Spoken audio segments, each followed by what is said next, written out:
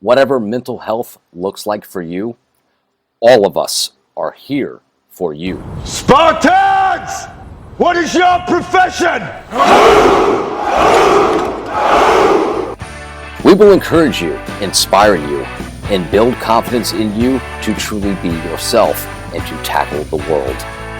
Hello there again, and welcome to Season 9 of Lobow Spark, the power of friendship.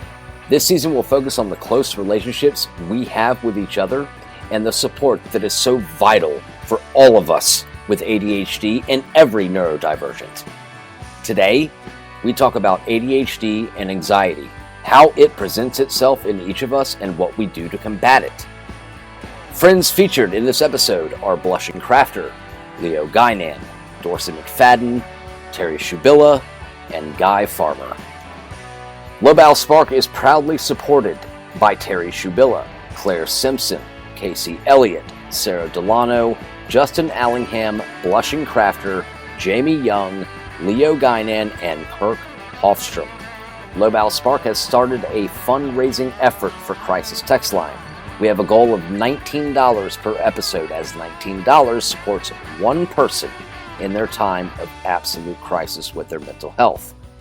If you would like to donate through our fundraiser titled Lauren's Infinity, the link is listed in the episode's description. Lauren was my wife's best friend and loved by all that came into contact with her. Lobow Spark is proudly sponsored by Feather. Feather your impact with Feather CRM. If you need help managing your online relationships, go to www.feathercrm.io. You can also follow Feather on Twitter @FeatherCRM. The music in this episode is provided by Guy Farmer. Please look him up on iTunes. He is an outstanding musician and also one of my closest friends. Together, we are something for someone. The topic is ADHD and anxiety. And I don't know about y'all, but I have a lot of anxiety. How do y'all cope? What are your tips for handling it? And has it had a significant impact on your life? Because we're all anxious. Like every day we are anxious about something.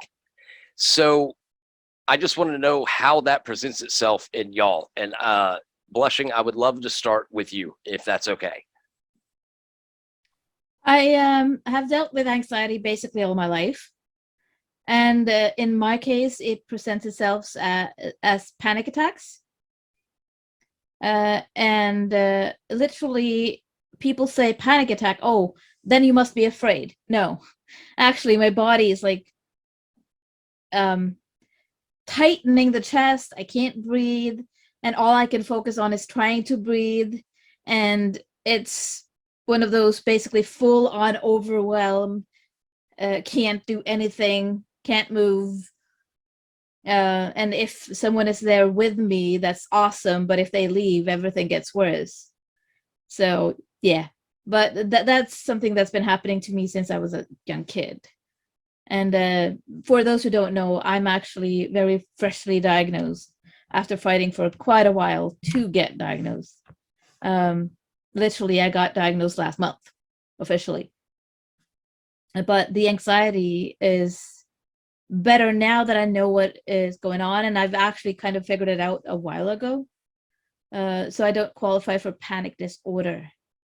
But I also am the overthinker, worry, not that much anymore, but that's because of mindfulness, to be honest.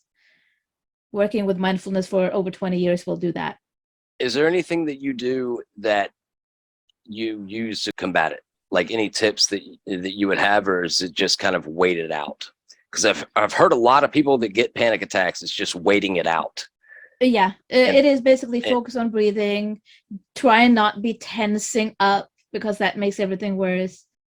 Write it out basically when it's happening, but preventing it from happening too often is a balancing act, because if I get stressed, it happens more easily. But I think for me, a lot of it has also been not being treated for the ADHD because I wasn't diagnosed yet. And that for me made it impossible to actually prevent very much of it, because when I am in the ADHD overwhelm, that a lot of people know what I'm talking about when I say that, the panic attacks will happen more easily, more frequently. So it's the preventing stress as much as we can, doing relaxation techniques, breathing techniques, whatever works for you. For me, it is breathing exercises 2-3 minutes every day, ideally 2 or 3 times a day. But I haven't found anything that removes it. It's there, but it's possible to get to a point where it's not as bad anymore. That's awesome. Thank you, Blushing, so much. Dorsey, I know that you are going to have a lot to say about this. So I was trying to write it down so that I would talk. I know. So yeah, because this is something that a lot of my clients have, and I've definitely dealt with myself. And it took until I was 34 to admit to myself that I had high functioning anxiety. And the interesting thing is that if you are female and you've gone your entire life without being diagnosed for ADHD, you're almost assured to have anxiety and depression. The question is that caused by ADHD or is it a separate diagnosis? And that's something I don't know because I'm not a medical professional. But the thing that I think that's interesting about anxiety with ADHD is that we have such passionate thoughts, feelings, emotions, all of these things. They're so intense. They're more intense than the average person. Our highs are higher, our lows are lower, and we experience happiness and sadness more than people. We experience more criticism than people. So the trauma caused by ADHD is very specific, and it's developed from a lifetime of these fails, of having the rug pulled out from under you. So we're basically waiting, we're hyper vigilant around what we're not doing, around what we're letting slip, because we're just waiting for that fail that's caused by us, unfortunately, waiting for the ball to be dropped. And that hypervigilance can feel like anxiety. And I don't know what the answer is there. Is it trauma induced? Is it actually related to ADHD? But it is so common for ADHD people to struggle with anxiety. Or is it all of the above? Right. That's exactly what I was about to say. Is you mentioned that when we get low, our lows are lower, our highs are higher. So the anxiety comes in when we reach that low.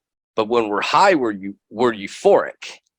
And no one else can experience that type of feeling but us. We're like bipolar people can, and it's why we get misdiagnosed with bipolar all the time, which you're exactly right on that. But yeah, I think it's a good thing sometimes to experience and let yourself dwell in the euphoria of a situation. Yeah, I mean, it's kind of a gift, the richness of the experience that we have, but it's also not a gift, whatever the word is that's not coming to my mind. Artists, especially, I think you often find dealing with these things and how they use it as inspiration, but it's not always a good thing to use that as inspiration, because it's so damaging in the long run. And the question I would have for the artist is, how do you mentally keep yourself like on the up and up when you get inspiration from those extremes? Well, can I just jump in real quick? Yeah. Okay, cool. As I write music, and I write, I don't perform stand up much, but I write it for fun. I just like to write and create. And I had my creative guru named Reed Arvin. He was Amy Grant's touring pianist for like 25 years, taught this class to me. And he just was like, do you write every day? And I'm like, well, I try to, but he basically got me to realize, like, I don't wait to be inspired to write. Like, write every day. You might write a lot of not right stuff. It's not going to work. You could get a good line out of there that you could put somewhere else. But if whatever you're doing, if it's a creative thing, I'm not saying you have to get up and do it every day, you know, but like doing it all the time. But like, so like, that's why some of my songs are really maybe sad and some are the other way around. But like, yeah, I totally agree with y'all. Like it's a roller coaster, and the whole bipolar thing, I gotta say that's a hurtful diagnosis to get flippantly from people who aren't doctors, right? Like, oh, that he's bipolar. Like, that's kind of a mean thing to say about somebody. You know what I mean? Like the way they say it. So then your ADHD just gets treated as nothing. Lushy said just got diagnosed. Yeah, I was late getting diagnosed with it too. It was like probably 2012. People I know have told me like, dude, you're ADHD AF, and like my whole life. And I had anxiety and depression issues and prescribed medication for it much sooner than I was like diagnosed with ADHD. But it definitely was a blessing to get the diagnosis so I could get the treatment. And you know what you talk about there, actually, that writing piece for several clients, they prescribe to something that's described in the creative way, the artist's way, and it's called morning pages. And that principle can be applied to anxiety if you just let yourself write, and you can call yourself out on fall in these cognitive traps like black and white thinking, things like that. You can do your own therapy, and it's amazing. However, I'm going to say that mine was really handled by medication, and it's perfectly fine to do medication instead of doing the other stuff, but the other stuff also helps. Like a combination of them, you know what I mean? I mean, I wouldn't be able to like get up and have the energy, or maybe I wouldn't be able to fight that depression day. Or I had a gnarly panic attack yesterday that wasn't just anxiety, it was a panic attack where I was like, they're going to call the ambulance. So, I mean, I can go through that if you want to later, but like, yeah, I feel much safer knowing that like I have my diagnosis and I have my medication and I have a good doctor now. So yeah, I take some comfort in that. Like that itself is kind of like a mental Xanax, if you will. And the executive functioning required to get to that point is really hard, and to maintain the subscription. Only 30% of American adults who are diagnosed as ADHD are on prescription or on medication. And you got to ask, why is that? Well, it's because it's so hard to get it. You go to the pharmacy, they say they don't have it, but they're bullshit with that. And then all of a sudden you call the doctor, they calls the pharmacy, and all of a sudden they have it. That is my life every single month. Is mom and pop pharmacies. You get a mom and pop pharmacy, you go to them, like where I go, and you're a patient of theirs at that point. They keep it stocked. And so it's like once you're in with a mom and pop pharmacy, you're kind of in. And the reason they open those is because they're sick of that same thing. Interesting thing, I think, also is that we also have this fear of being accused of abusing our medication. And that might be justified, but that fear can stop us from even asking for medication. And it really sucks. That is a great point. So what the pharmacy does is they play this game where we don't have that. And then I call the doctor's office, they call the pharmacy, and miraculously within 20 minutes, oh, we have it, it's ready. That's what pisses me the fuck off, is that they are denying me the medication that I need because it's a little bit too much. They're not the doctors. No shit, right? Like, I know a lot of pharmacists, and they're not much. Graduated on the top of their class, so I'll just say.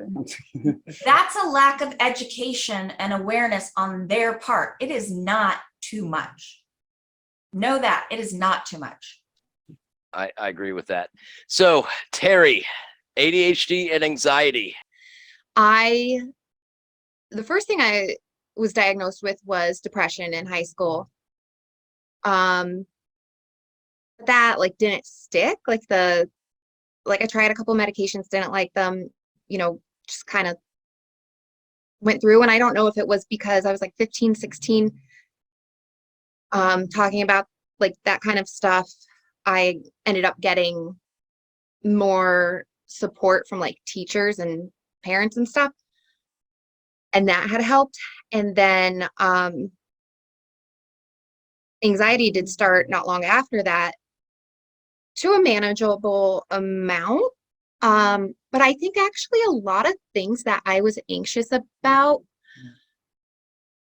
So if I was so anxious and overwhelmed for like applying to colleges and stuff, and I didn't, and people would ask like, oh, what colleges did you apply to?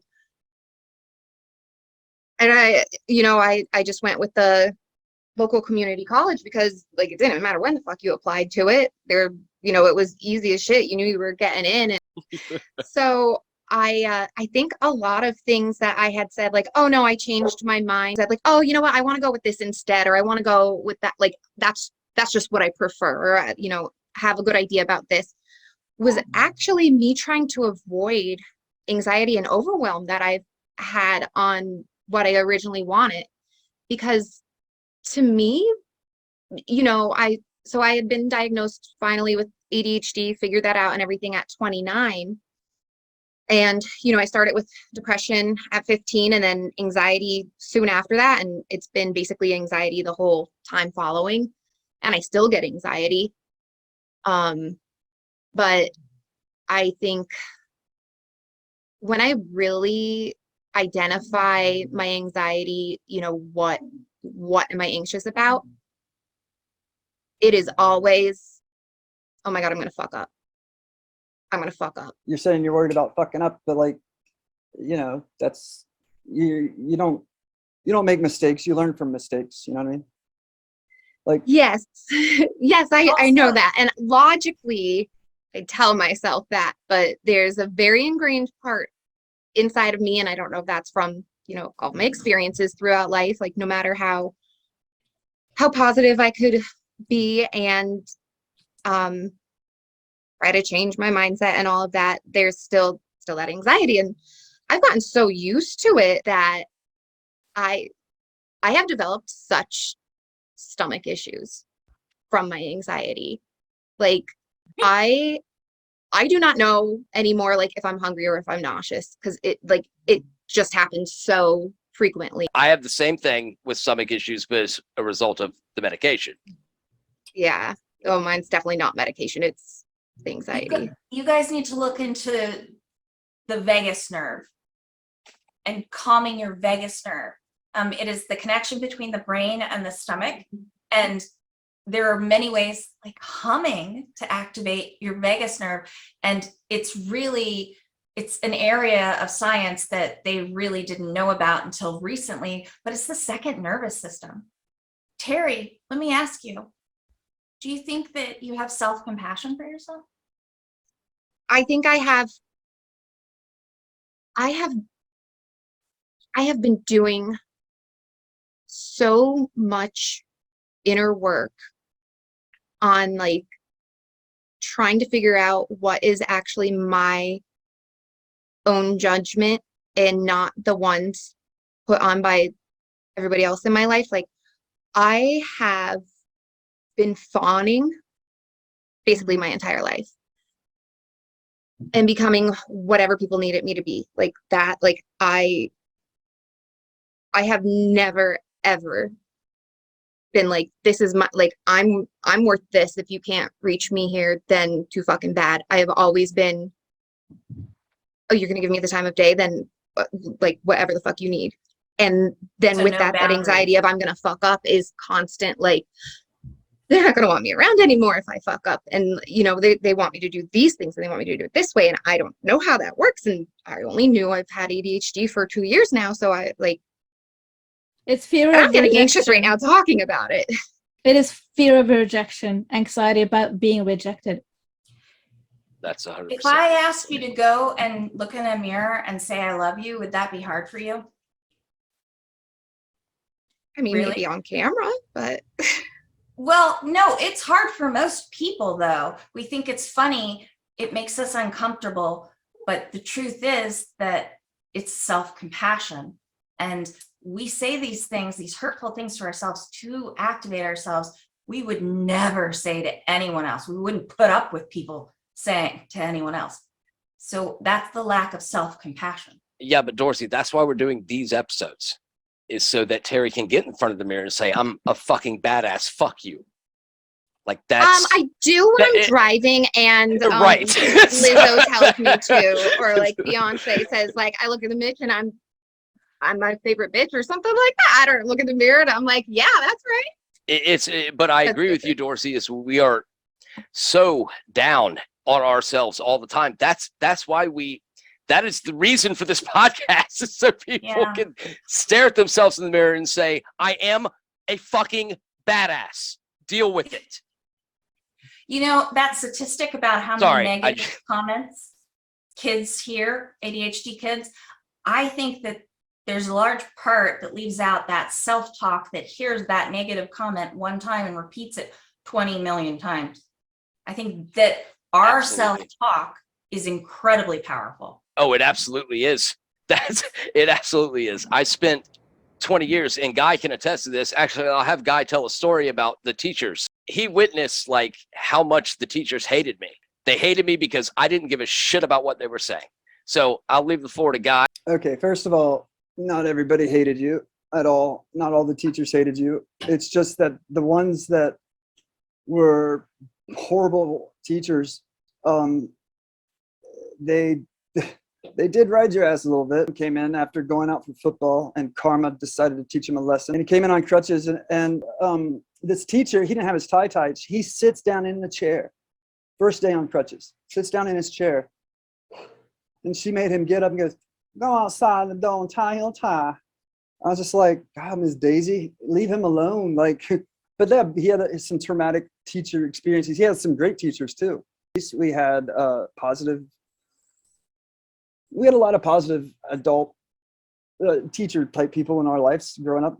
You said JH, a couple other teachers, but I think that the ones that were negative, I think they just stick out in your mind, and you gotta let them go, man. Like it's like it's telling Terri to look in the mirror and say they didn't hate you, man. They were just doing what teachers do. Some of them were being a little bit much. I'll say that. But that plays to what Dorsey's point is that we are focused on the negative things all of the time. So like that story, like me hating teachers and all that kind of stuff, that is what Dorsey's trying to explain, is basically like we're only dwelling on that instead. So, is that right, Dorsey? Like it's the negativity bias, and it's right. It's unfortunately something we have to fight against constantly. Yeah. I just fought a little bit harder, I think, in the school system, because I hated it so much that it would send me home crying every day. It was a difficult school, man. It was a very hard school to go to. It was very demanding. If you did a sport and you got home at 7, and you were up till midnight doing homework or studying. Then you were up at 7. I mean, I've never worked so hard in my life than I did in high school. College was easy. I didn't know how to spell Dean's List, but apparently I made it my freshman year in college, and I didn't even try. So like I'm just saying, like it was a tough time in our life, and we were probably underdiagnosed with our issues. It's kind of supposed to be a hard time. It doesn't help that I couldn't deal with being in high school now and dealing with like social media, but then trying to get into college these days, good luck, guy. I would never. Apparently it's really hard to get into college. But I mean, so you're holding on to like, I don't know, maybe you're talking about things that like trigger like you to be anxious and stuff, but. Well, I wanted to say also, thank you. What you did, Lobow, that was very traumatic. And those incidences, had they been processed correctly, had you complained about that teacher as you should have, because that was an abuse of power, you would have maybe processed it. This is all speculation, but we don't talk about what's going inside because we think it's so weird. So we hold on to those memories, and they color our future interactions. And we react to those memories versus what we're doing in the present moment. Right. And then we get angry about it and build a team like this. So that's what you've done. And yes, you turned your negativity into a firepower. I just, yes, I am hurt by the fact that everyone thought I was so stupid. And I know, Guy, that you're going to say that not everyone thought you were stupid, and I agree with you. But all I heard was the stupidity. All I heard was, you're not going to make it. So fuck you. I will make it in droves. That's So can I ask you a question? Do you understand, or rather, do you accept that your brain has a vested interest in getting dopamine? no, it's not a vested interest. It is, I need it. We have an interest-driven brain. Those negative emotions drive more dopamine. So your brain learned that, and you remember only the bad stuff. But I promise you, there was good stuff too. If you Oh, can there find absolutely the was. good stuff. Yeah, Think- I have to Write that point this down. out. yeah, the code that he had a stroke. He gave a speech at my wedding. He was a teacher of mine. He was a football coach of mine. I talked to him once a week. Okay, I know how to pick out who is good and who isn't. So, but in high school, I only dwelled on the people that thought I was shit, which gave me the fuel to use my perception in a way that knows how everyone operates, for what reason, at what moment in that time. It could be like life's already hard enough, like getting through it. We don't need people to be negative to us at this, the way that you were dealing with it. That's why maybe you're clinging on to that. Not clinging, I'm not trying to say that, but that's why that these experiences don't define us, but they you remember it and you get a little pissed off about it. But because there are those like exclamation points on the end of a sentence. Like I have hundreds of transactions with people every day, not transactions, but interactions, about 50 transactions with people. 99.9% of the time, they're amazing. But the one that goes wrong, it could easily like ruin my day, but I just move the F on with it and embrace the good stuff that's going on, because there's plenty of that. Although there's plenty of bad, there's plenty of good stuff for me at least. And that's like over years of like being super depressed and doing all kinds of whatever to handle it. I mean, I'm in a really good spot now, says the guy who just had a terrible panic attack at Publix. But I'm just saying, like, I focus on the positivity as much as I can, because if I don't, I'll go down that dark hole and I'll go to the dark place, and I can't go there anymore. Like my subscription ran out to the dark place. I can't do it anymore. Thanks, Guy. No, Dorsey, I wasn't yelling at you necessarily. I have a lot of really good things about me, I think, like a lot. And if I am challenged and if I am told that I cannot do something, one of my best qualities is the ability to do it. So that's why I get, and it's aggressive and it's intense and not a lot of people understand it, but it works. That's because because I am aggressively loving, like I've said from day one, aggressively loving. Okay, Lobow, that maybe a month or two ago, probably a month ago, you're like, your brain doesn't fucking know the difference between good and bad. It's just taking the dopamine. And that's like exactly what Dorsey and Guy are saying to you now about like your memories of the past. It's like it's dopamine that your brain is getting by engaging in those memories, regardless if they were good or bad. But being that they're negative, then that, that colors the rest of going forward, something like that. Oh, no, you're exactly right. Because the brain doesn't know the difference between the good dopamine and the bad dopamine. You listen to a sad song when you're depressed. You listen to Thunderstruck when you're happy.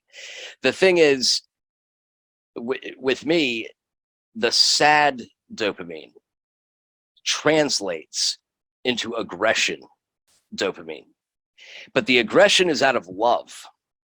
And it can make mistakes here and there or whatever. But the upbringing I was provided has given me the confidence to say, I don't give a shit what I want to help the people that are in trouble. Like that's aggressively, because not enough people do that now. They tiptoe around all these things when honestly, love the person, and you'll be fine. So sorry. A lot of aggression tonight. Love it. Leo. No, I love that. Just emotion. Love everybody.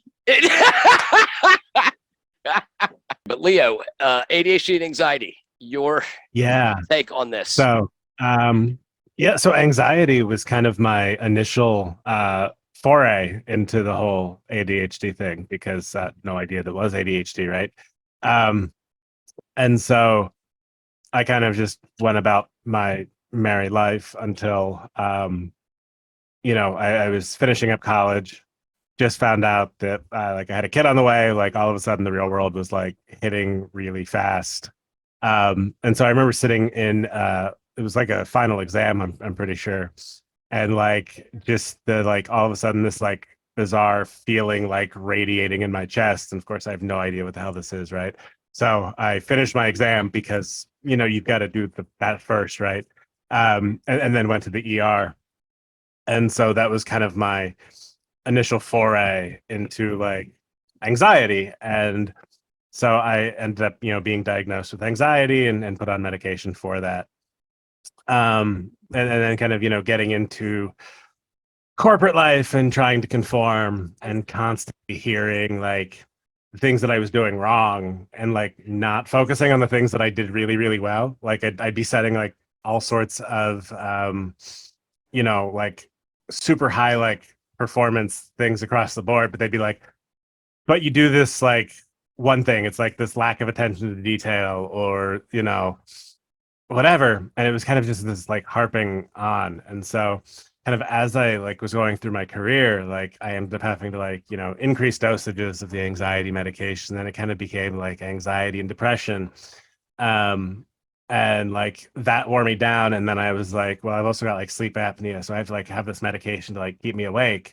And it was like this like weird balance and kind of looking back on it, like, I underwent these treatments for like 10 years or so and like just like trying to be able to exist in the corporate world. And again,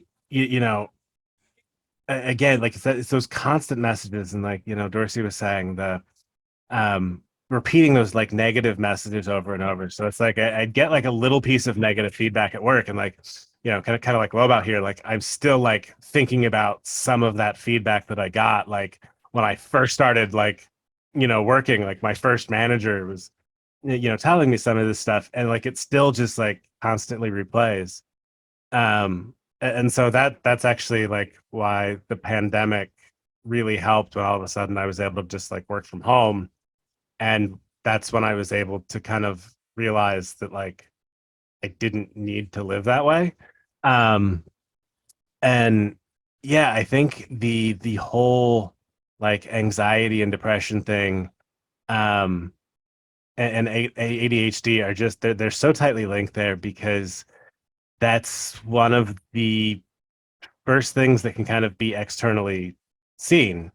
And especially it's more common, kind of a diagnosis and like that's my doctor was like, okay, well that you've got anxiety, you've got depression, from kind of that just like general practitioner. And now granted, like she also had recommended like, oh, well, maybe you should see like a therapist and like talk through some of the stuff. I'm like, no, just give me the pills. Like, I'll be fine. Just give me the pills so I can go to work and be happy enough. Right. And kind of like looking back on like, that was not there was not a particularly healthy way to view any of this. But it was kind of like, I don't know. I kind of look back on like my feelings towards mental health and all of that. And like, it was not something that was talked about and it was not something that was ever addressed. And, so for me, it was like, yeah, like just give me the pills and make it go away. Right. Like, I don't want to deal with mental health. Like just do what we need to do. And like, I think there's so much like cultural programming that comes into play and so many like different things. And there's still a lot of stigma and I'm happy to see that it is going away. And that's why I'm like really excited to be part of this, because I think this is so incredibly helpful because more and more people are going to be able to get to that point where they realize like, it's okay to talk about, it's okay. It's part of life. We actually really need to address some of this because, Normalize. yeah, like, and that's it should be absolutely like completely normalized. Um, and yeah, I think like I actually for the most part I actually have very low anxiety now, because again I am able to kind of craft things my own way. I'm not, Can I just you say know, that's awesome that you said that I have low anxiety now. Like that, honestly, Leo, that means a lot. yeah, Like I mean, like, I love that. Also, Leah, does that have to do, if you don't mind me asking, you said you were in the corporate world for 10 years, I believe, and yeah. I don't know if you're willing to talk about what you do, that's fine, but are you not like really involved in that world, or at So least? funny. I've got a whole story here. I'd be happy to go into detail with you too at like some point, but I'm a software engineer, right? Write code. And so I start working from home and all of a sudden I've got all this extra energy and I'm able to like do all this stuff. And so for the job I was at, I ended up like joining like a total of like 3 teams, and I was trying to get an idea off the ground like with them.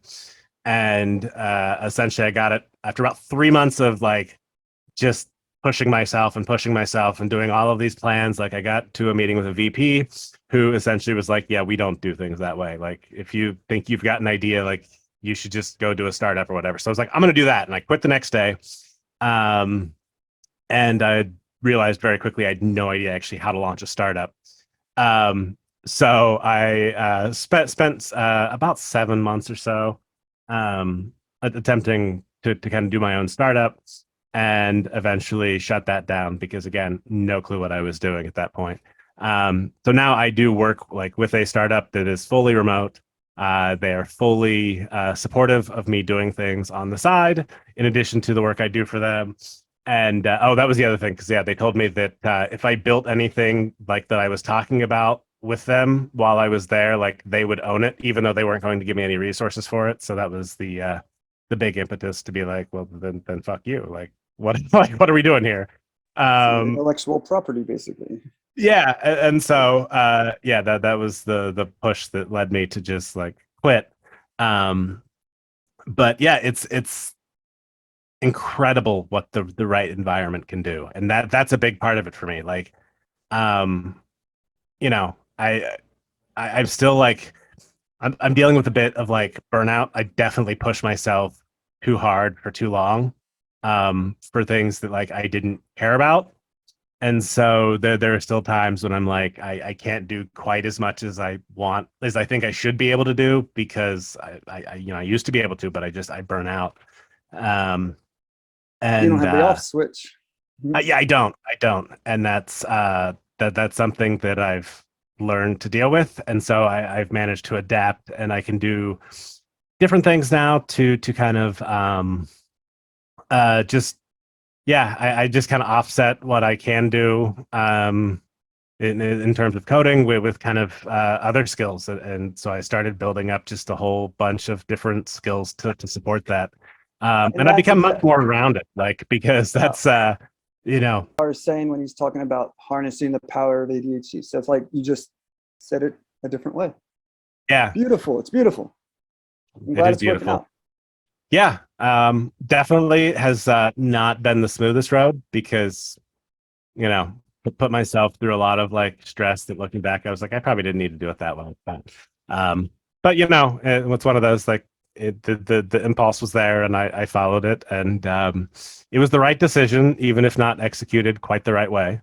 But it led me to where I wanted to go. So yeah, just gotta like make it work, and because I was able to do that, I don't have the anxiety and depression that I used to deal with, because it's like I'm living the life that I want to live, as opposed to the life that I was like trying to fit myself into, when I never ever fit that.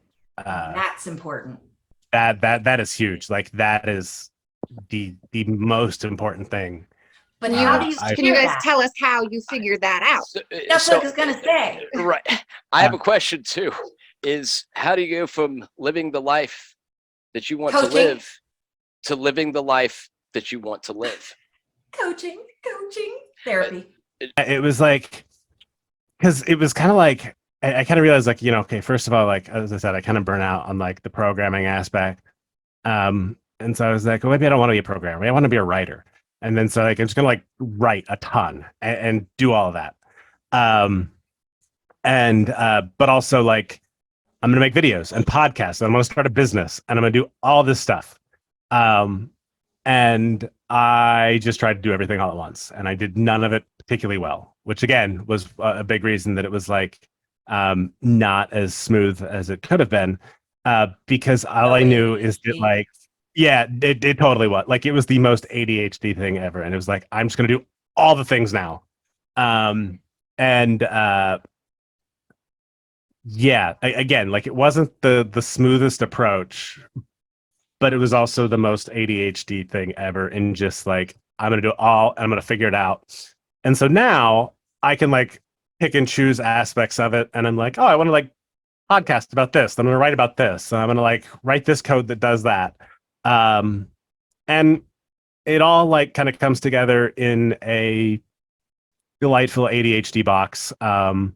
That now I just do a little bit of everything, and I'm really starting to just the one thing that I'm trying very hard to break away from is the idea that the things that I like to do have to be profitable. And this is something that I realized, like, it was something that like this very like capitalist idea that I had like driven into me like growing up. And so like I realized that a lot of it is like, I always kind of felt this need that like my interests have to be like productively profitable, and like I have to like make myself good enough to make money at all of this. And I'm trying to break away from that and going like, I just like to do this, and it's fun, and if it makes money, that's great. If not, that's totally cool too. But it's definitely something I'm still working on. Because like all of my ideas do like go back to like, oh, well, I could tie this into my business by like doing this, and like, but I don't necessarily need to. Like, I've got to like make myself just like take a step back. I'm like, it's okay to just enjoy it. Right. Dorsey, I've been Dorsey. Would you say, Leo, that you had to give up your programming to find your own voice? I did, and I'm still working on the whole deprogramming of it. I've been doing that, but I feel like I have just been saying fuck you to everything and everyone. So there are things that like I really should be doing. That's I really great, need to do, but I'm like, fuck that. I'm not fucking putting gas in my car. Who the fuck do you think I am? I ain't listening to anybody. That's awesome. I love that. Run at it. Until you run out of gas. Yeah, so you call someone that's your friend and they bring you 5 gallons. Yeah, and but that's happened. That's happened on my way to work before. She puts herself in a lot of danger when she does that. So you have to be realistic too. Yeah, but realism comes with a certain aspect of, that you can call someone that you trust if you get into a situation like that. That's true. That's like the reason that I am so confident is because I know without a shadow of a doubt, if I fuck up, there are 15 people that I can call that will be there that I trust. So that's where the whole ADHD and friendship thing comes in. Blushing, do you have anything to add to this? Because I feel like this is kind of your episode in a way. Anxiety. You've gone through so much in the last 8 months getting diagnosed. 8? You are or a year, 2 years, whatever it is. 14, 15 months. Okay, whatever it is. You've been through anxiety every single day with no out at all, aside from talking to us. I would love to hear from you. So when you have to be in, Dorsey called it discomfort. To be honest, it's extreme stress on your body and your mind. And how I dealt with it, I had to keep going. I didn't have a choice, and I broke down 3 times in about 3 months in the late fall, early winter. And literally I was fighting every single moment of every day after that to not break down again, because I was sure that I would not get up for a really long while from that break if I broke down again. But it is all the techniques we've learned over many, many years. I've been meditating. I've been doing mindfulness for 25 years. I was lucky to learn it early in life. And I've been doing, like, talking to people. I've been doing these podcasts, being very open on Twitch, because I'm a live streamer on Twitch. So I've been very transparent with people about how I'm doing, and leaning heavily on the people that can handle it and cutting those out that can't handle it. Handling it by basically limiting the energy I spend on other people outside of a selected group of people. So yeah, I was being more selfish because I've always been very, very giving to people. But over many years, I learned to find a balance there and not only give, but have that. The scales weren't tipping one way or the other, they were better. I love that so much. Dorsey. So the question that needs to be answered is, how can you give anyone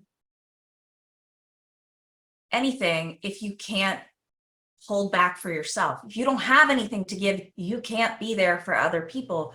Yeah. So we have to learn to prioritize ourselves. So in this blushing, at some point, you got fed up and you started prioritizing yourself. Well, spring of 2021 is when I realized that, heck, I need therapy. I sought out private therapy online, had to pay for it out of pocket, and discussed this with the therapist or counselor, that this is what's going on. I'm struggling a whole lot, and this is what I'm thinking, and discussed the ADHD thought, and got basically told, yeah, you should definitely go see your GP. So I went, basically, if I don't do something now, like in March, April of last year, then I will be seeing a train wreck of my own self in not long. Yeah. And I decided to basically do what I said about having a selected group of people. And also when Lobow and I met the first time on a channel on Twitch that wasn't my own, and he was talking about doing podcasts on ADHD, I said, to heck with it, jump in, say, hey, I'm here, I'm on, I'm in, I mean, and he said, oh yeah, let's do it, and basically said, I'm gonna put myself first and do this thing that I feel like doing, and these things that I feel like doing, doing more things for myself with people that matter to me. And it didn't remove the anxiety I was dealing with, or extreme stress, and basically anxiety induced by that. But I will also say that when it comes to anxiety, now that I'm actually diagnosed and pretty recently started on ADHD medication, my anxiety, which was the more like underlying feeling of extreme stress, is not gone, but it's way different. And I would say that a lot of it was probably not even anxiety. It was untreated ADHD, where I needed both a diagnosis and treatment so that I wouldn't have that extreme tension, hyperactivity in the brain, and all of the things stacked on top of each other, right? I have a question for everybody. Is have you ever felt bad when you help someone else? Yes. No. Blushing, I have. you have. Because Can I you didn't explain that? I prioritize think we took it myself. the wrong. Right. So my thing is, when I am at the lowest of low, and if I can give someone 1 ounce of my love, it jumpstarts me back. It makes me feel better. Because they show you a little love back, and sometimes you give a little Right. love to see it. But that's the whole point. Exactly. And you know you're making a difference in someone's life But the right there reason in I that moment. But yes, blushing, please go ahead. The reason I said yes, I have, is that when you're out, like Dorsey said, when you don't have anything more to give, can you then really do something for other people? You can, but it's gonna go on your account of you're already on below zero. So you can't give anymore by then, right? Right, but what do you do? I do something to do self-care. Okay. That will fill me up a little bit, and then I can interact with other people. And then you get that. Okay, that makes sense. Yes. Because it's confusing to me that it's like, so we don't want to do this, but what do we do then if we're at the lowest, level? So that makes sense. It feels so good to help people if that is what your calling is. It's been my calling since day one. Guy, can you attest to that? This kid's like always been everybody's friend, and like in a school in a time of like niches and clutches and cliche, whatever the hell I'm trying to say, clicks. Thanks.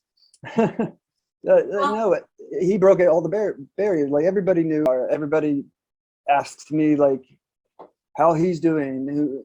All circles of people, like, because he gave a lot of himself to everybody else just by being hilarious, man, and just like he could cheer everybody up. He's that dude. It breaks my heart to think that he has lows. I never can imagine even a low, but like we all have that. And having heard and talked with or heard from all y'all now, like I think we've got this. I think we can do it. I think we know it. We got it. Terry, you got this.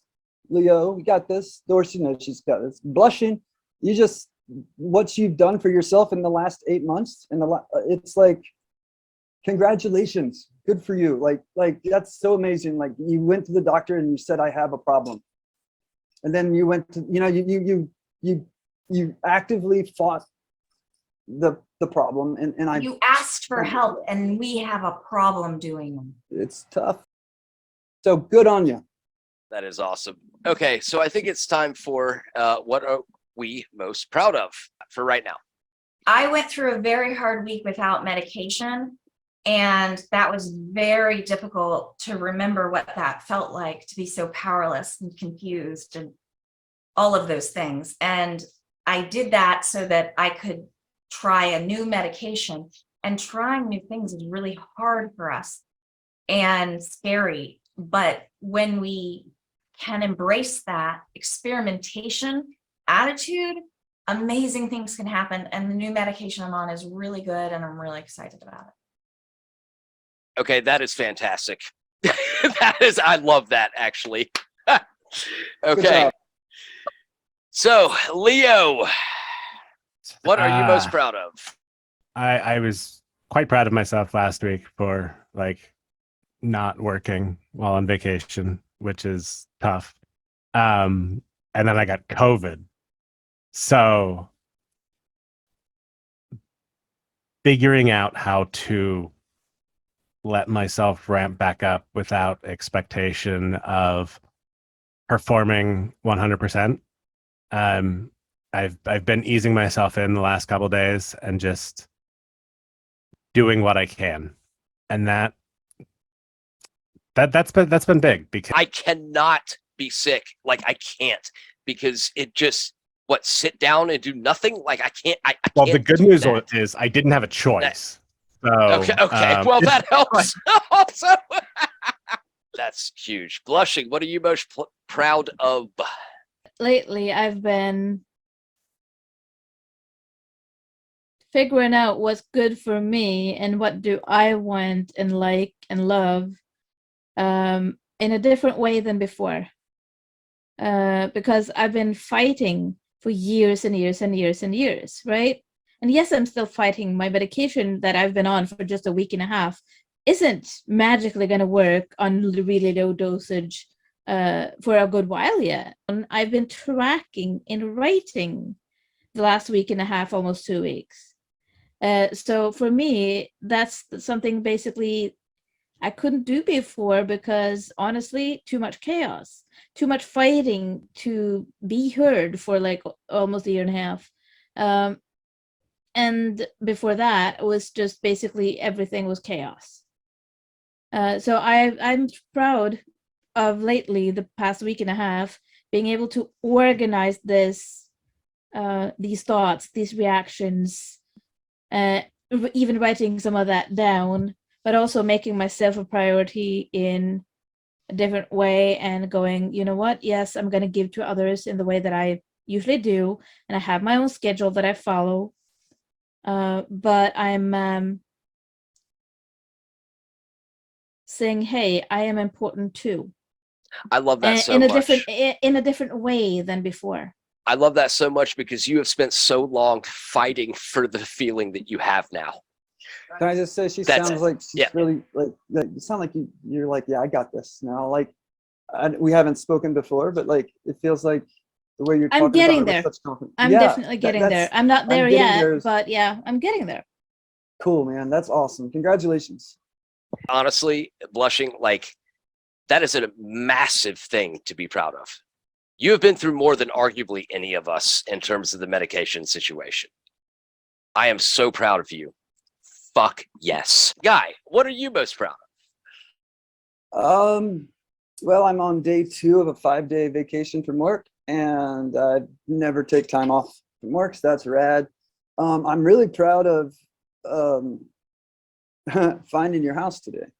No, I'm fine. I had this, like, I have anxiety and stuff, but I had like this panic attack from hell yesterday at Publix where when I walked in, it's one of those panic attacks where I have like maybe like 2 or 3 times a year, and then maybe not for a year or two. Okay, the kind where first it's the sweaty and you feel like you're gonna vomit, and then you can't hear anything. I'm in Publix and they're blasting Hootie and the damn Blowfish or something, and like I can't hear anything, and all I want is apples. And I know how strange I look already, like, and now I'm sweating. It's a bad look, but I still was just like, all right, dude, you got to sit down. Like, sit down in the middle of the produce section. Take care of yourself. Breathe. Let's look at those apples and make that look like you're doing something. Nah, fuck, I'm just gonna chill. I did this to somebody who was working there. I was like, hey, I'm having an anxiety attack. I'm fine. I'm gonna be fine, but I'm just gonna sit here. Is that cool? And they were like, yeah, that's fine. You need a water? They brought me water, but like, I didn't try to like muscle through that, because if I had, I would have ended up passing out, hitting my head, and having a seizure, and then owing St. Vincent's another $600 for an ambulance ride. So I'm proud that I rocked that. I like took that panic attack and kicked it in the ass, although it was a bad look. Yeah, I'm proud that I got through that one. That's amazing, actually. I'm proud of you for sharing that. Yeah, absolutely. Honestly, That's like, absolutely.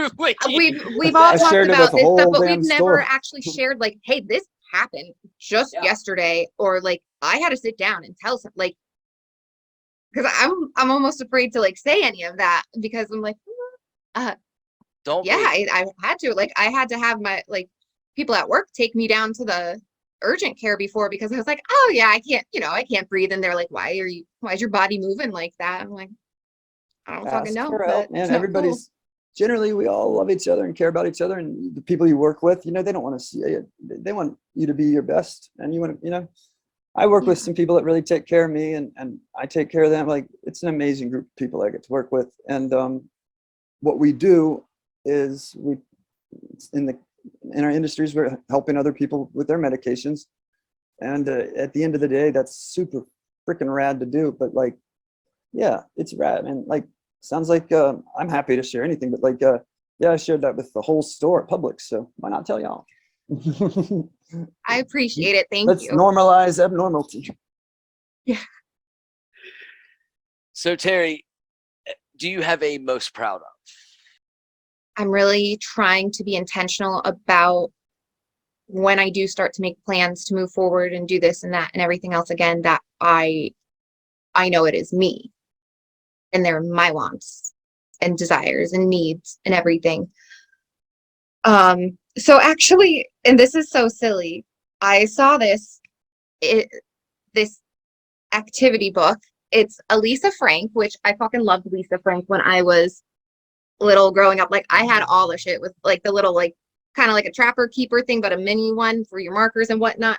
The best. Got some cheap colored pencils, and I have been coloring, and it has been so calming, and like I have been loving it. And I gotta tell you, my favorite fucking part that just like it's all calming, but like then I do get a little bit of excitement out of it too, because shading colors like together, like the blues and the greens, and like going darker and then lighter, like especially when it's like this one where it's like you have ocean and then you have water. So I'm like doing all these different, I am in fucking love. I used to have one of those before we moved. Cool. I think it's great. Whatever helps. It does. It is helping, and I'm proud of myself for doing it and being like, I don't care if it's fucking silly, a kid's book, I'm doing it. There's nothing silly about drawing, man. Yeah. Having fun. Exactly. That's what it's all about. There was a while there, and Guy can attest to this, that I viewed things as more productive or not productive. I didn't look at the person as much. I do now. I am most proud of this, that someone that I have known since I was 10 years old can sit 10 feet away from me. We disagree on like probably every single political thing you can think of, but I love him because I love him as a person. I know what he has to give to this world, and I am fucking proud of that.